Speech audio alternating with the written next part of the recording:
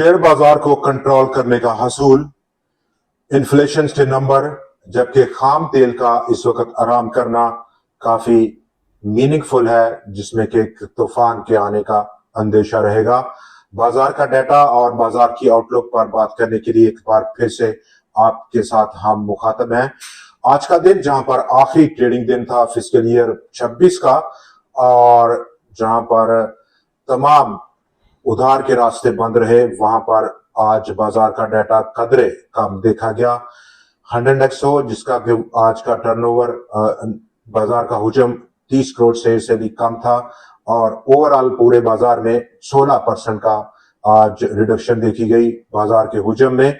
Number of trades में कमी और उसके बाद नंबर ऑफ ट्रेडेड स्टॉक्स में भी कमी देखी गई, लेकिन बाजार आखिरी दिन आज के फिस्कल ईयर 26 के 1887 पॉइंट्स का इजाफा करने में कामयाब रहा। सिलेक्टिव किस्म की रोटेशन, जहां पर fertiliser, banks, cement, investment banks, securities companies, power sector, OMCs या दूसरे सेक्टर्स में देखी गई है।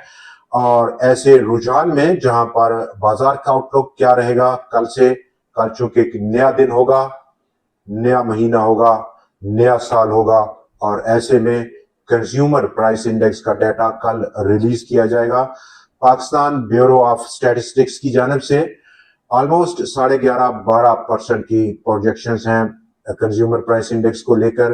रेट ऑफ इन्फ्लेशन की मई में आपने देखा होगा 11.7% का रेट ऑफ इन्फ्लेशन रहा था, तो इसमें बहुत ज्यादा तब्दीली एक्सपेक्ट नहीं की जा रही, चूंकि जो पेट्रोलियम प्राइसेस हैं वो इन आखिरी दिनों में कम हुई है, और जिसका एक पॉजिटिव इम्पैक्ट रहेगा। कंज्यूमर प्राइस इंडेक्स का डाटा ऑनवर्ड्स अगर हम जुलाई को देखें तो वो काफी बेहतर नंबर लेकर आएगा, might be in single digit again. तो उस कनेक्शन में बाजार अब क्या तैयारी कर रहा है, और आज की क्लोजिंग 1,80,302 पॉइंट्स की, जिसको के सपोर्ट किया सबसे बढ़कर एफएफसी ने इनफरादी हैसियत में 539 पॉइंट्स की contribution. Hub Power, HBL, Engro Holding, Mari, Lucky, Pakistan Stock Exchange, Meezan Bank, और उसके बाद Askari Bank, Habib Metropolitan Bank, तमाम स्टॉक्स ने अच्छा बिहेव किया है।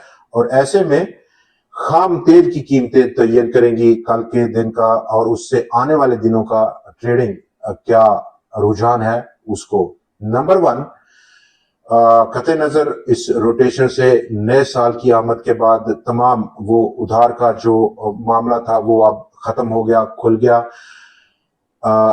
और अदारे अब नई पोजीशंस बाजार में लेने की पूरी तैयारी में है। लेकिन खाम तेल की कीमतें पिछले 3 से 4 रोज में एक अकामुलेशन किस्म का उनका पीरियड है, मूड है।